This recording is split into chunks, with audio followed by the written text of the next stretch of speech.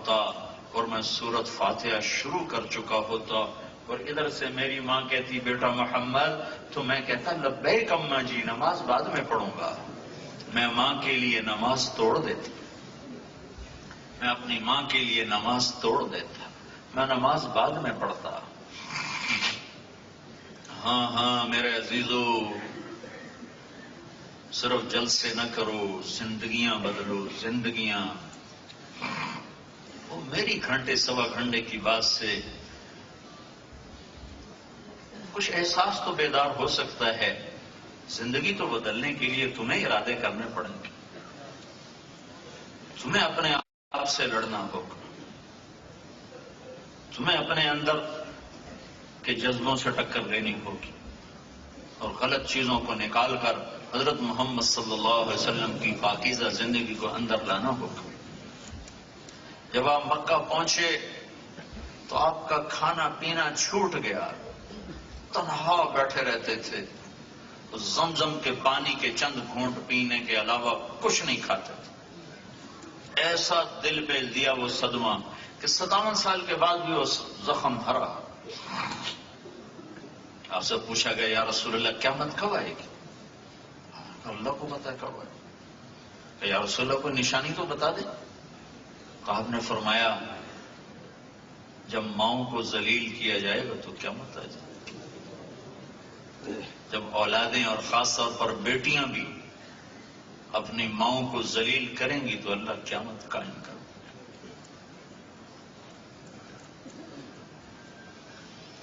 تو میں ساری سیرت کیسے سناؤں؟ سوا گھنٹہ تو ویسے ہو چکا ہے۔ ہاں ایک دکھ درد لے لو تو میں سمجھوں گا کہ میرا پیغام پہنچ گیا۔ اپنی زندگی بدلنے کے فیصلے کرو۔ نہ جانے بلا لے پیا کس گھڑی، تو کیا کیا کرے گی ہری دن کے دن، پتہ نہیں کب بلاوا آیا۔ اور وہاں ایک ہی سکہ چلتا ہے، محمد رسول اللہ ہے۔ سید قریشی نہیں چلتا، وہاں شاہ جی نہیں چلتا، قریشی صاحب نہیں چلتا، ڈاکٹر صاحب نہیں چلتا، وہاں اور پہچان ہے۔ آپ نے فرمایا جب میں جنت میں جاؤں گا تو میری سواری کی لگام بلال کے ہاتھ میں ہوگی جو پکڑ کر میرے ساتھ ساتھ جا رہا ہے۔ بلال تو عرب نہیں ہے، قریشی نہیں ہے، سید نہیں ہے، شاہ جی نہیں ہے، غلام زیادہ ہے، غلام ہے۔ یہاں کا میری سواری کی لگام بلال کے ہاتھ میں ہوگی جو پکڑ کے میرے ساتھ ساتھ جنت میں داخل ہوگا۔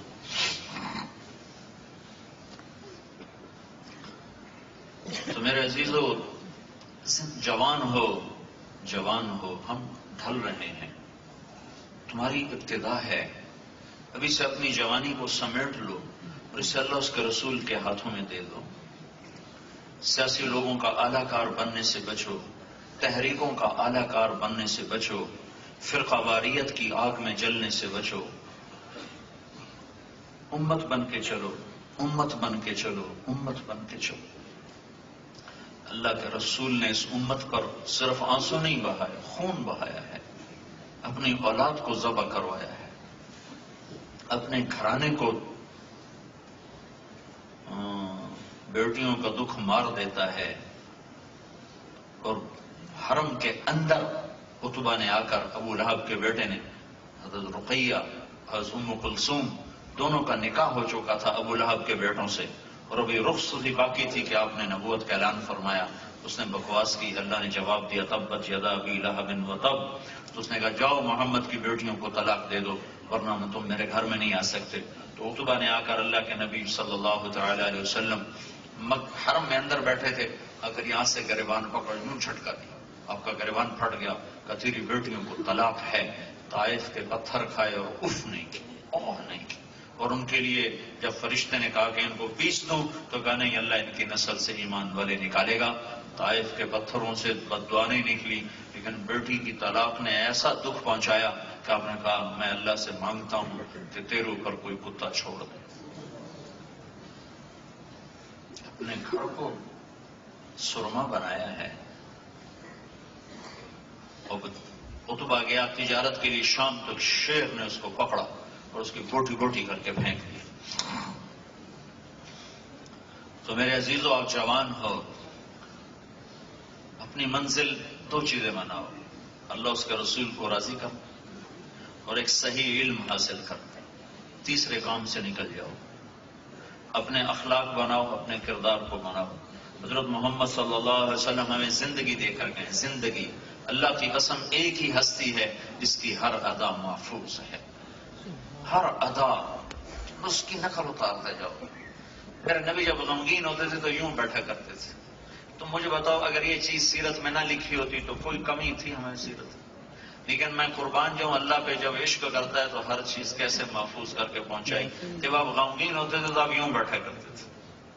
یہ آپ کے غم کی نشانی ہے کہ آپ نے ایسے داڑھی پکڑی ہوتی تھی اور جیسے یہ ایسے کونی رکھی ہوتی تھی اور یوں بیٹھے ہوتے تھے. یہ اس بات کی نشانی ہے کہ آج اللہ کے نبی غمگین بیٹھے. جب آپ کو غصہ آتا تھا تو اظہار تو ہوتا نہیں تھا، تو یہاں ایک رگ تھی جو ایسے ایسے پھڑکتی تھی. یہ اس بات کی نشانی ہوتی تھی کہ آج اللہ کے نبی ناراض بیٹھے.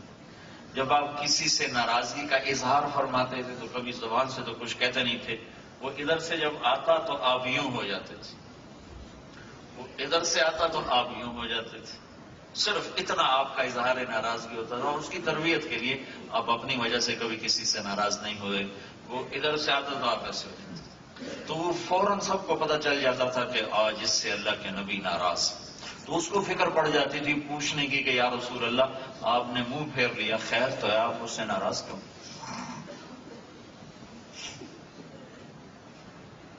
ابو ہریرہ جہاد میں جانے لگے. ماں نے روکا کہ میں اکیلی ہوں، مجھے چھوڑ کے نہ جا. کہا نہیں، اللہ کے نبی نے کہا میں نے جانا ہے. ایک واقعہ اس پہ سنا رہا ہوں، یاد ہے.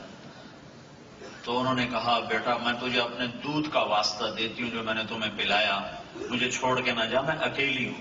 انہوں نے کہا نہیں، اللہ کے نبی نے کہا میں نے جانا ہے. تو ہتھیار سجائے اور چل پڑے.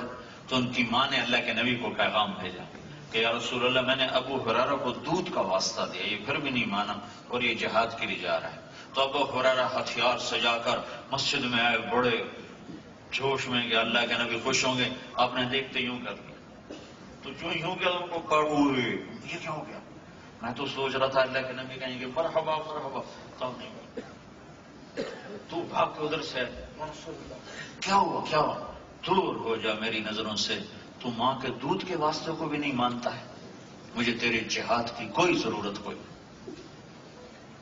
ماں کو چھوڑ کے جہاد، کون سا جہاد کرنا چاہتے ہو ماں کو چھوڑ کے؟ تو جب آپ کسی سے ناراض ہوتے تھے، جب آپ خوش ہوتے تھے تو یہ گالوں سے نور ایسے نکلتا تھا. جب آپ ہنستے تھے تو بس صرف اگلے دانت نظر آتے تھے. کبھی کبھی آپ زور سے ہنستے تو پچھلی داڑھیں بھی نظر آتی تھی. ہا کر کے آپ کبھی نہیں ہنسے، ہمیں نہیں روکا، خود کبھی ہاں ایسے کر کے نہیں ہنسے. کبھی کبھی ایسا مسکرائے کہ پچھلی داڑھیں آپ کی نظر آتی. جب آپ مجلس میں بیٹھتے تھے تو یہ حرکت آپ کی بے ساختہ حرکت تھی. یہ ہتھیلی، یہ انگوٹھا، یہ ہتھیلی، یہ انگوٹھا، اور اس کو ایسے آپس میں آپ ٹکراتے رہتے تھے. یہ مجلس میں آپ چوکڑی مار کے بیٹھتے تھے، ہمیشہ چوکڑی مار کے بیٹھتے اور یوں کرتے رہتے تھے. گفتگو بھی ہو رہی اور یہ ایسے ایسے بھی ہو رہا. اور کبھی محفل میں اپنے پاؤں نہیں پھیلائے، کسی کو انگلی کا اشارہ نہیں کیا. جب کسی کو اشارہ کیا تو پورے ہاتھ کا عزت کے ساتھ اشارہ کیا. جب کوئی آپ کو دائیں طرف سے بولا تھا یا رسول اللہ، تو آپ نے کبھی ایسے نہیں کیا ہاں جی افتخار صاحب کیا بات. آپ پہلے ایسے ہوتے تھے، یوں، پھر فرماتے جی فرمائے. یہ پورا سینہ اس کو عطا فرماتے تھے. ہاں، جب کوئی ادھر سے بلاتا تو پورا آپ ایسے مڑتے تھے. کوئی ادھر سے بولا جی راجا صاحب،